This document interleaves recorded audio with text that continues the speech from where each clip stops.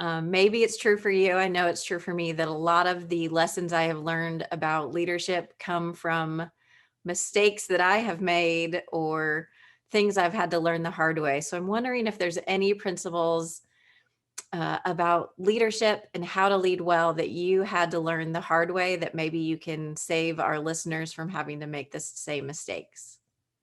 So Sarah, we only have 20 some minutes left. Um, I would say that I'm blessed in the work that I do, that I have been able to learn from lots of other people, right, as well. So I certainly have my own scars, but I've been fortunate, and I think all of us can think about how we can learn from others as well, both what works and what doesn't. And so Yeah. learning from the leadership mistakes of others is valuable, which is why I love the questions.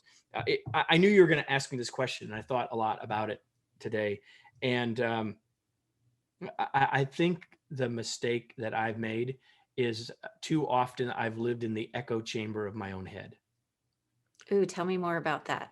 So, you know, leadership can be a lonely place, especially if you're also the owner, right? Yeah. And so as a leader, there are certain things that while I'm all for us being transparent and I'm all for us being authentic, but there's the professional, there's the personal, and then there's the private. We don't need to share everything with everyone.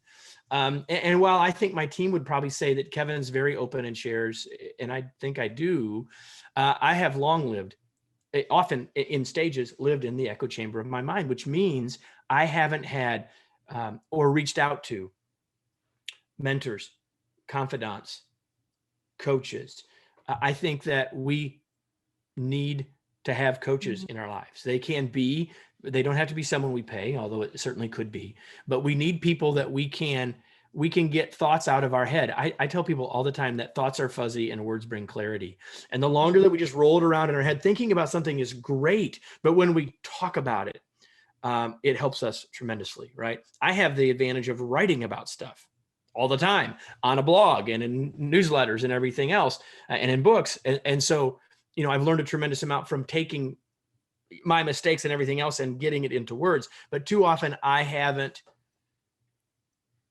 found, sought out, or really used the people that would help me clarify my thinking, reduce my anxiety, and in many cases help me better understand. Because as long as we roll things around in that echo chamber, we're not likely going anywhere with it. It becomes this like cyclical thing. We need to have someone else speak into that, or at a minimum, we need someone else to listen. So when we talk about it, we clarify it for ourselves.